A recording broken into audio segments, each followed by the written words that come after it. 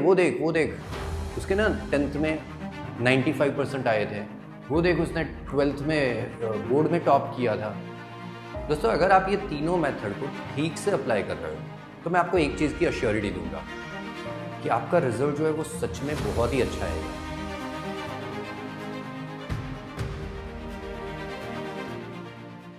दोस्तों, आज का ये वीडियो मैं इसके लिए बना रहा हूँ कि आपने ये बात तो ज़रूर सुनी होगी कि बेटा तू पढ़ाई कर ले, पढ़ाई करने से ना तेरा भविष्य अच्छा होगा, या फिर बेटा तू पढ़ाई करने से ना चीज़ों को ज़्यादा अच्छी तरह से समझ पाएगा। और ये तो हमारी सोसाइटी में बहुत ही कॉमन है। अरे वो देख उसके ना 10th में 95% आए थे। वो देख उसने 12th में बोर्ड में टॉप किया था। तो बेटा तू भी पढ़ाई कर ले, तो फिर तेरा भी नाम हो जाएगा। तो वो बच्चा पढ़ाई तो करना चाहता है, लेकिन आज तक उसे ये नहीं किसी ने बताया कि एक्चुअली पढ़ाई करते कैसे हैं। वो जैसे तैसे करके जो है वो अपना ग्रेजुएशन कंप्लीट कर देता है, स्कूलिंग कंप्लीट कर देता है, लेकिन उसे ये नहीं पता है कि एक्चुअली क्या कोई ऐसे टूल्स है जिससे कि वो स्टडी को इफ़ेक्टिवली कर सकता है। तो डेफिनेटली दोस्तों, इस वीडियो के अंदर मैं वही डिस्कस करने वाला हूँ कि आप चीज़ों को अच्छी तरह से कैसे समझ सकते हो, आप अपने ब्रेन को पावरफुल कैसे बना सकते हो, और आप भी ऐसे सही में वो 90% वाला बच्चा कैसे बन सकते हो। दोस्तों, आपकी स्टडी को शार्प करने के लिए मैं आपको सिंपल 3 स्टेप्स की स्ट्रेटेजी दे रहा हूँ। फर्स्ट है फेनमैन टेक्निक, सेकंड है एसआरएस सिस्टम यानी कि स्पेस रिपीटेशन सिस्टम, और तीसरा है डॉक्टर मेथड यानी कि डायनेमिक रीडिंग मेथड। दोस्तों, अगर आप ये तीनों मेथड को ठीक से अप्लाई कर रहे हो तो मैं आपको एक चीज़ की अश्योरिटी दूंगा कि आपका रिजल्ट जो है वो सच में बहुत ही अच्छा आएगा। इतना ही नहीं, आप चीज़ों को बहुत ही आसानी से, बहुत ही अच्छी तरह से समझना शुरू कर दोगे।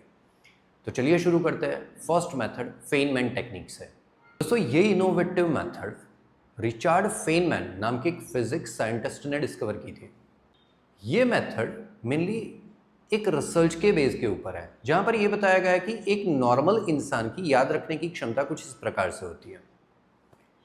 चीज़ों को सिर्फ एक बार पढ़ने से 40%, चीज़ों को सुनने से 50%, चीज़ों को लिख देने से 60%, और वही चीज़ों को किसी को एक्सप्लेन करने से 90% तक की मेमोरी में स्टोर हो जाती है। रिचार्ड फेनमैन टेक्निक जो है वो मेनली 3 हिस्सों में डिवाइडेड है। फर्स्ट है read the topic and make it as simple as you can, यानी कि सबसे पहले एक टॉपिक को रीड करो और फिर उसको जितना सिंपल बना सकते हो उतना सिंपल बना लो। ये होता है कॉन्सेप्ट बिल्डिंग।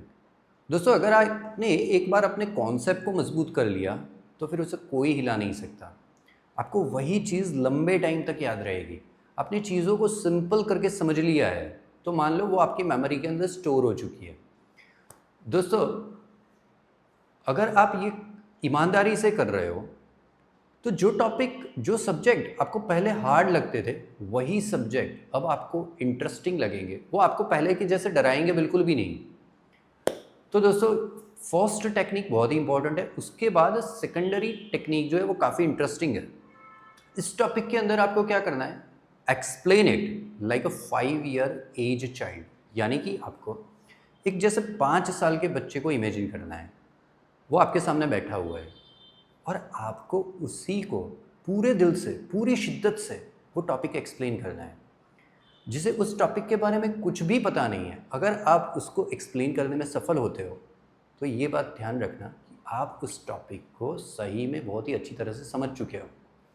और उसके बाद आता है third step, feel the gap, यानी कि आपको पता होगा कि जब आप उस बच्चे को एक्सप्लेन कर रहे थे तब कुछ टॉपिक्स ऐसे थे, कुछ चीज़ें ऐसी थी कि जो आपको लगा कि यहाँ पर मैं और ज़्यादा बेटर हो सकता हूँ, या फिर मुझे थोड़ा सा एक बार समझने की ज़रूरत होगी। यहीं पर आता है आपके टीचर का रोल, या फिर इंटरनेट की मदद से कहीं से भी, या फिर और एक बार बुक्स को रीड करो और फिर आप उस गैप को क्लियर करो, जिसमें, और फिर वापस उस बच्चे को समझाओ।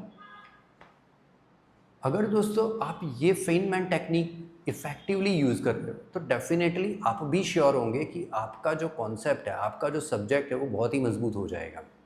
तो बस आज का ये वीडियो यहीं तक रख रहा हूँ, बहुत ही अर्जेंट काम है, लेकिन अगर आप लोग कमेंट करोगे पार्ट 2 सर, तो डेफिनेटली मैं आपके लिए पार्ट 2 बना दूँगा।